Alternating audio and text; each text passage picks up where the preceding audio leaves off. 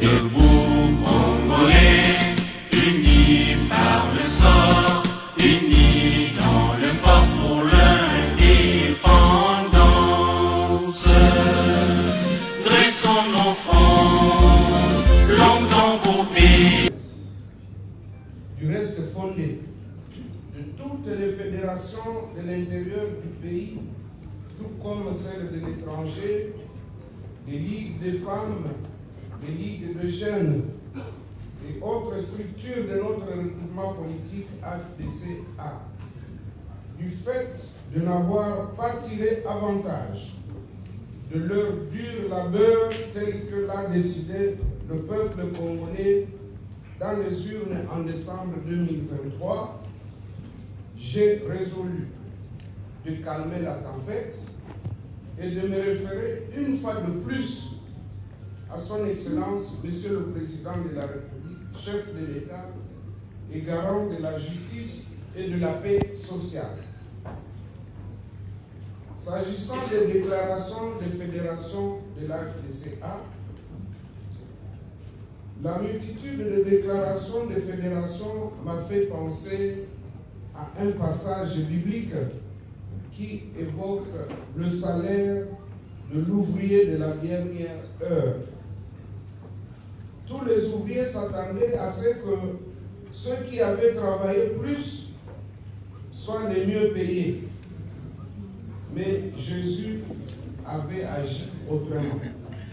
Pourtant, il est l'incarnation de la justice.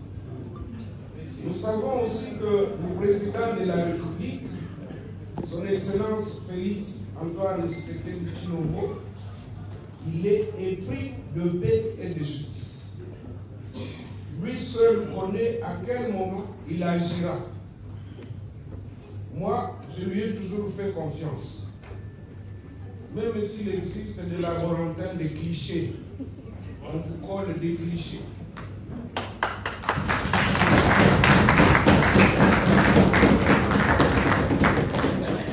J'invite aussi mes camarades de l'AFDC-A à lui faire confiance, car j'ai toujours dit qu'en politique, la patience est une vertu, même lorsque les gens se coalisent pour vous nuire, vous accusez faussement, parfois par paresse ou sur fond de jalousie et de haine.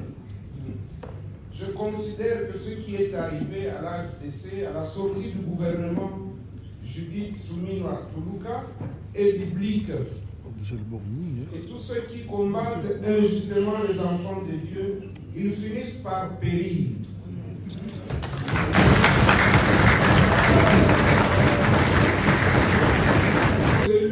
Nos cadres et militants ont réclamé un congrès extraordinaire. Je ne peux m'opposer à la volonté de la grande base disséminée sur l'ensemble du territoire national et à l'étranger. Je comprends et je partage leur chagrin et leur douleur de voir les autres récolter là où ils n'ont pas sémé.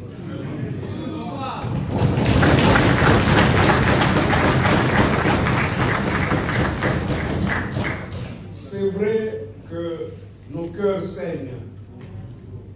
Qui ignore les sacrifices qu'un chef de parti ou de regroupement endure pour gagner un seul siège de député, soit-il provincial ou national ou un sénateur. C'est pareil pour arracher un siège de conseiller municipal.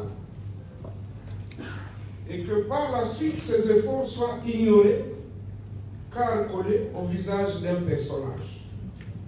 Et que par la suite, ces efforts donc soient ignorés, je dis bien que la question, elle est biblique, elle est même spirituelle. C'est vrai que la haine et la jalousie sont aveugles. Mais la prière,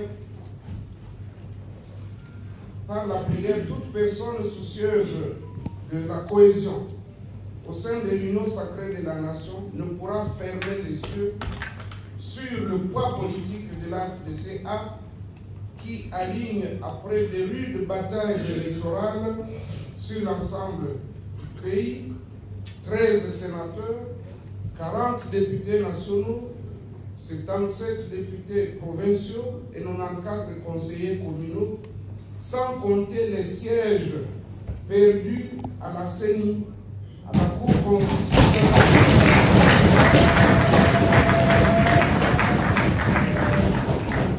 sans compter les sièges perdus à la CENI, à la Cour constitutionnelle et dans d'autres cours et tribunaux. L'Alliance des forces démocratiques du Congo, AFDC, qui est une émanation de la société civile et qui prône la social-démocratie, doit cette grande moisson au travail bien fait, à l'organisation, à la discipline et à la prospective. Je voudrais rassurer mes camarades qu'une commission préparatoire sera mise sur pied pour définir les termes de référence, l'organisation, le budget et la date du dit congrès.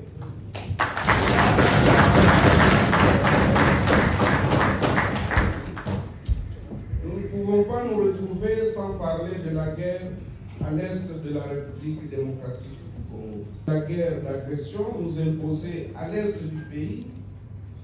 L'Alliance des forces démocratiques du Congo et alliés se range derrière le chef de l'État, son Excellence Félix Antoine Tshisekedi Tshilombo, pour ramener le plus rapidement possible la paix durable à l'Est et sur l'ensemble du territoire national. À cet effet, toute voie qui mènera à cette paix, elle est la bienvenue, qu'elle soit militaire, diplomatique ou économique, tant qu'elle épargnera des vies humaines, qu'elle mettra fin aux déplacés de guerre, aux violences de toute nature, à la violation massive des droits humains, au pillage de nos ressources naturelles, cette voie-là bénéficiera de notre soutien. C'est ici l'occasion de demander ou même de supplier les éventuels faucons, extrémistes, personnes au cœur d'acier et même aux supposés courtisans de s'éloigner du chef de l'État, car la vie des innocents qui meurent dans cette agression est pareille à notre propre vie.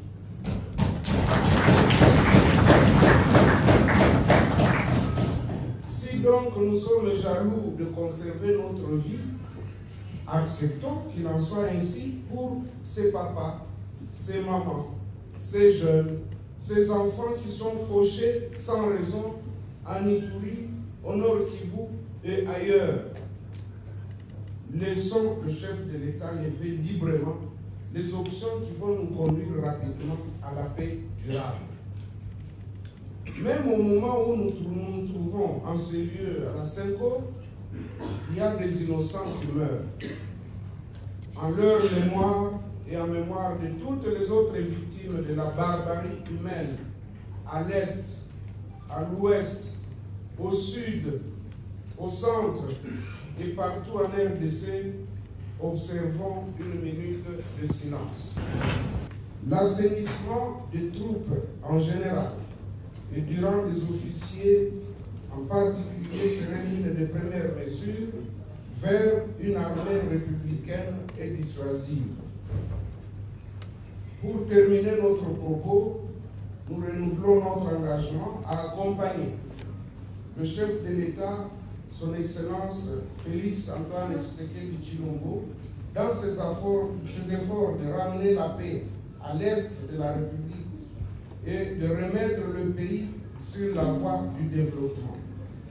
Nous disons non à l'injustice, non à la marginalisation, non à l'acharnement politique et réclamons haut et fort notre véritable place dans les institutions de la République.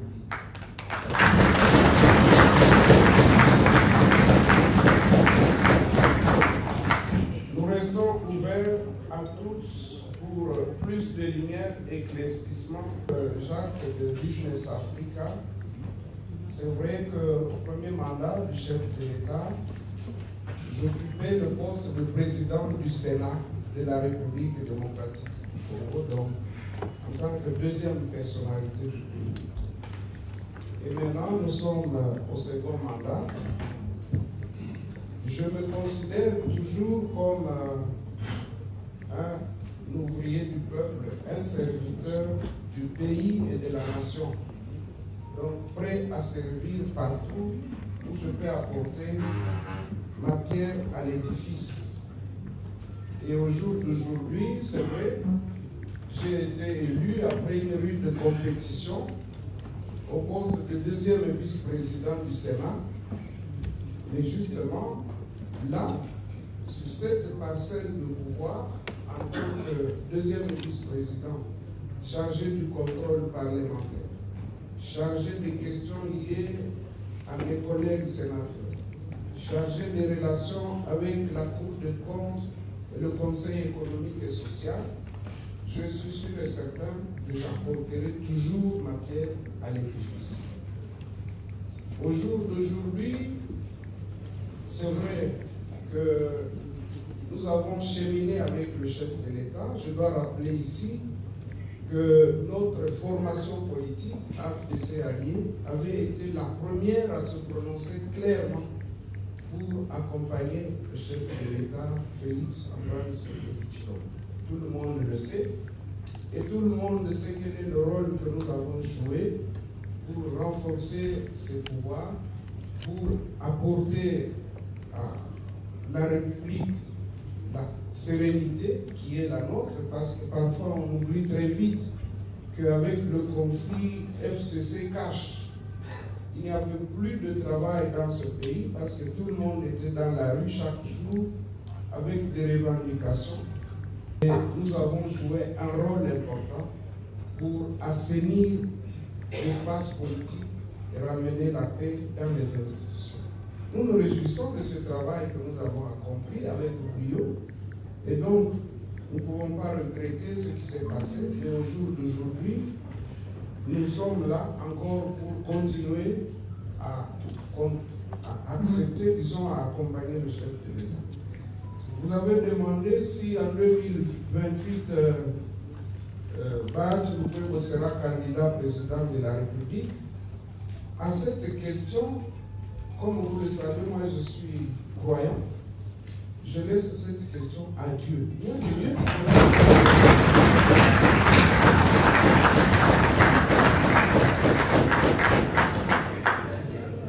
Nous ne savons pas ce qui nous attend déjà demain.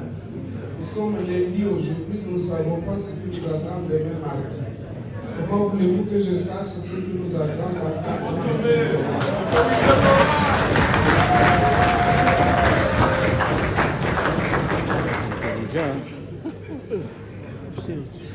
Quant à la question de votre consoeur Gino Tarbou de Top Congo, elle a parlé du dialogue. Elle se demande quelle est notre lecture, est-ce que c'est opportun et quelles en seraient les matières à traiter. Ma réponse est dans ma note introductive. J'ai été clair, j'ai dit que toute voie qui peut nous amener à la paix, elle est la bienvenue. Mais je dis que nous laissions au chef de l'État d'apprécier quel est le schéma à suivre. Pour moi, en tant qu'ancien grand animateur de la société civile, je sais que le dialogue a toujours été une arme redoutable pour résoudre les conflits. Mais je dis, si dialogue il doit y avoir, eh bien, tout cela doit se faire autour du chef de l'État, parce que c'est lui qui détient aujourd'hui la légitimité du peuple congolais. Et donc, je l'ai dit, à lui d'apprécier. Si il nous invite, nous, en tant que deuxième force politique du pays, de parler de cette matière, eh bien, nous allons sûrement contribuer quant à la définition de l'ordre du jour et des termes de référence. Moi, que je suis membre du Présidium de l'Union sacrée de la Nation, il se demande qui est tortionnaire de l'AFDC allié, je vais tout de suite lui dire que la politique, c'est en fait une bataille permanente. Et donc, il ne faut pas croire que vous n'avez que des enfants de cœur là-bas. Peut-être qu'il faut aller démontrer que la démocratie telle que nous la pratiquons aujourd'hui, en fait, chaque parti politique cherche à se taper, en tout cas à conquérir un espace politique, un segment sur l'espace politique. Et donc, c'est une compétition permanente. Mais vous savez qu'il y a plusieurs armes. Il y en a qui se servent des armes non conventionnelles. Nous qui sommes de la droiture, c'est vrai, parfois nous sommes victimes de notre bon comportement, mais on ne le regrette pas non plus. Mais n'allez pas chercher loin ceux qui peuvent être les tortionnaires. Je l'ai dit dans mon texte, tout part souvent de la paresse. Au lieu de travailler, il y en a qui sont dans les laboratoires pour causer du tort à autrui. Au lieu de travailler. Et vous qui travaillez, lorsque vous récoltez le fruit de votre travail, ça vous attire des jalousies, de la haine. C'est lié aussi à la dimension humaine. Donc, ça ne doit pas vous surprendre, chers innocents. Vous savez de qui ça peut venir.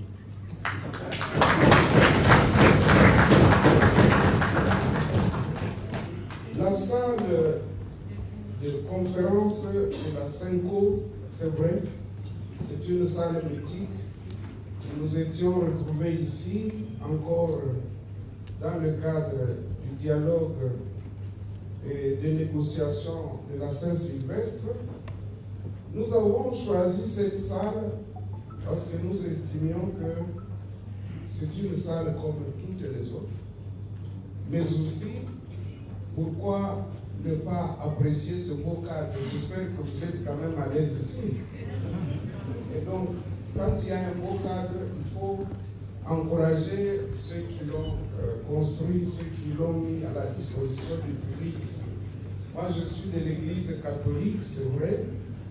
Je ne l'ai pas choisi pour cette raison-là, mais partout où nous avions fait des réservations pour le lundi, c'était difficile de trouver de l'espace. Et justement, je me suis rappelé qu'en venant ici et en payant quelque chose, c'est une façon aussi de contribuer à la vie de l'Église, à notre place. C'est vrai, il y en a qui ont suivi quelques images lors de mon récent passage, lors des vacances parlementaires au sud du Kivu.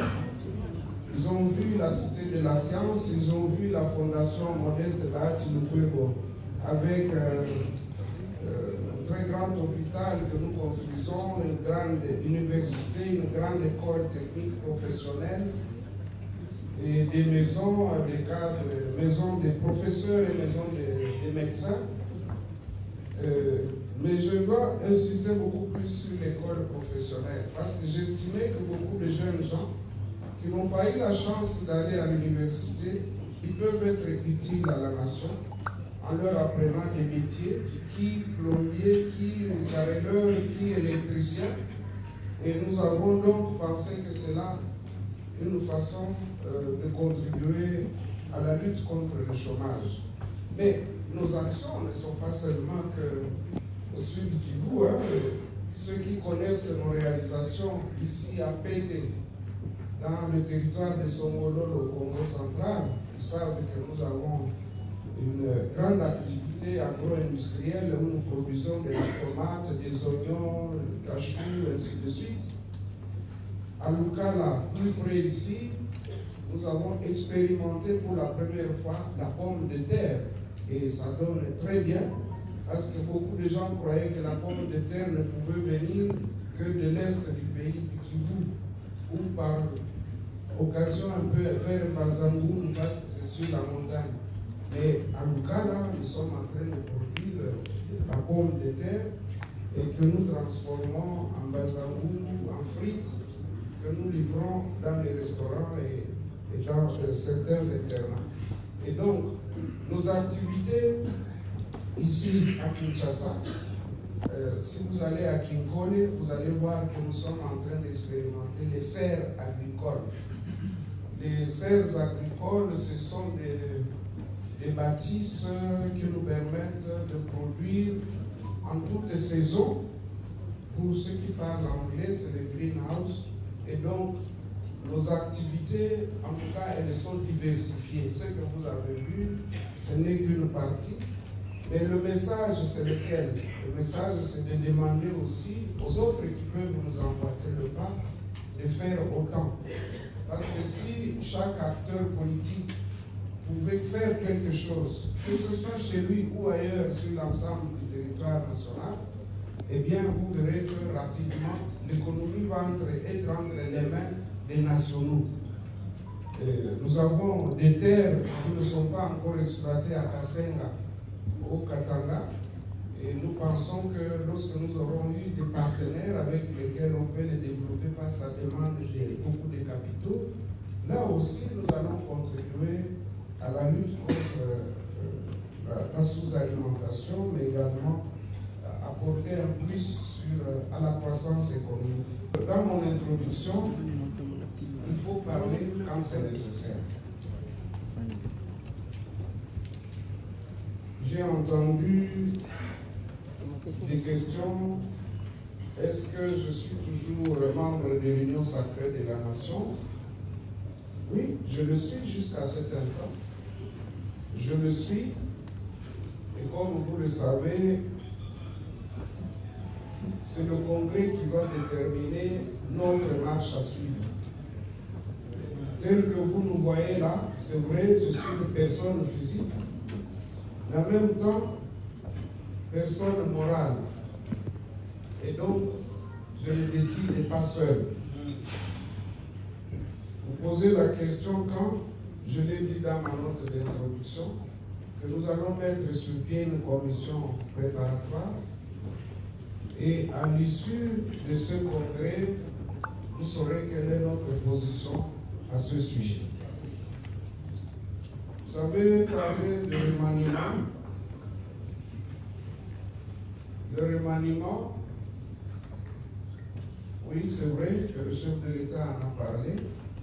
Mais ce que j'ai appris dans ma vie, c'est que les promesses ne lient qu'à ceux qui y croient. Et donc, ça c'est le pouvoir discrétionnaire du chef de l'État. Il peut ou ne pas remanier le gouvernement. Nous, ça ne va pas arrêter notre marche vers la conquête de la paix et de la prospérité dans notre pays. Nous allons continuer notre lutte. Il y en a qui ont posé des questions. Vous avez posé la question pourquoi il y a absence des membres du présidium. Non, c'est une conférence de presse du président national de l'AFDC à Lille. Ça n'a rien à voir avec le présidium de l'Union sacrée. Et je ne les ai pas invités parce qu'ils ne sont pas concernés. Ils vont suivre ce que nous disons par les médias et par les écrits, mais à notre niveau, en tout cas, nous n'avions pas pensé les intéresser à cette conférence de presse.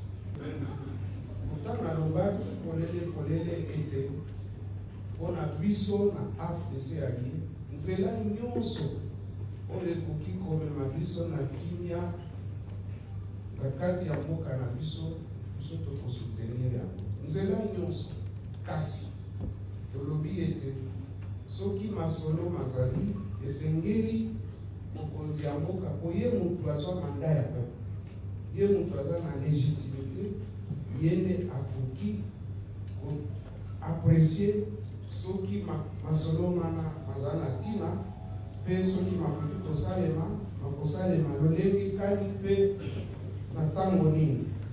Na yango biso tolobi ete biso toza nsima mokonzi ya mboka oyo akoyebisa biso tosala tokokutana mpe tokosolola nango. Kasi na mayemanso tosala ezala na conférence nationale souveraine, ezala na bamarche des chrétiens, ezala na activité belé tout ça pour la kimia ezala na mboka pour la démocratie et pour la bonne gouvernance. Biso nzela wana tozolandela mokolo na mokolo.